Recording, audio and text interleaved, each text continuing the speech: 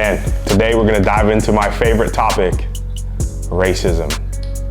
Now, for me, this is a pretty important topic. In case you haven't noticed, I'm black, so I care about this. And I think, to be fair, there's a lot of you out there that do too. But more important than that, Gen Z really cares about this. They really care about justice. They really care about people who are being taken advantage of or being maligned, right? They may not necessarily know what to do about it, but they care about it. And so as an influencer, this is gonna be a really important topic for you to engage. As an influencer, I actually think that this is one of those topics that can be a deal breaker for your relationship with a Gen Zer. If you don't get this right, they might not listen to you anymore. I think it's that serious. I think there are a couple others like that we won't get into today, but this is certainly one of them. And so as you engage this conversation, one of the most important things you're gonna have to do before you do is reflect on self. Do you have racist tendencies? Have you been complicit in injustice? And you know what? It's okay if you have. But what does Gen Z want? Authenticity. If you can own that, you'll win their trust. And so, as I would have this conversation with the Gen Z and as I would land the plane on this conversation, there's a couple of things that I want to say to them that are really important. And obviously we know there's going to be people on all different sides of the spectrum on this, depending on how they were raised, depending on political beliefs, depending on religious beliefs, depending on where they come from. Like all of those things are going to play a part in how you're going to see and view this conversation and the perspective that you have, which makes it even more important to listen. But there's something that equalizes the playing field for every single human being that has existed, that ever will exist, and that is that they are all made in the image of God, period.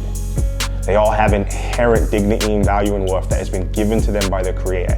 He has put His thumbprint on them, His likeness. He has given that to us.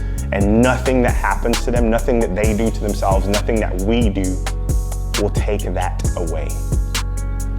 So that means the white person, the black person, the transsexual, the homosexual, the Muslim, the Christian, the Hindu, it does not matter. God has put His thumbprint on each and every one of us, and we are all equal in His eyes, and therefore we should all be equal in each other's eyes. And that is the place where we have to start when we have this conversation. Because in our world, what have we been taught? We've been taught that we're not equal. And there's many reasons for that I can't get into right now. And so, we are made in the image of God, and therefore we are all equal. The Human Genome Project says it like this: scientifically proven, we are 99.9% the same as it pertains to DNA. 0.1% deviation creates all the disparity we see between people in our world. Color, shape, size. That's incredible. And yet we fight over 0.1%. So, how do we combat this issue? How do we fight against this issue? It's very simple. Do you spend time with people that don't look like you, don't act like you, don't talk like you, don't walk like you, don't speak like you, don't live where you do? That's the challenge to you, and that's the challenge to the Gen Z that you're having the conversation with.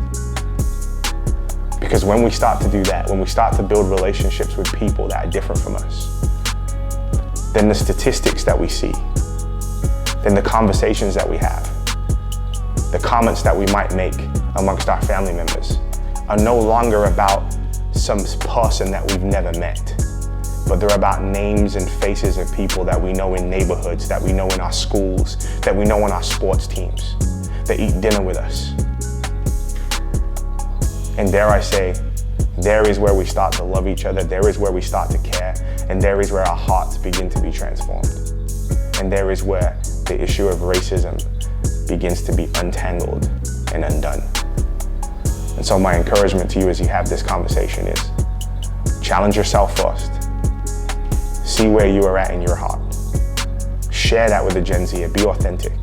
Have the conversation, and then deliver the news that we're all equal. And that the way for you to move away from racism is to know people who are different from you.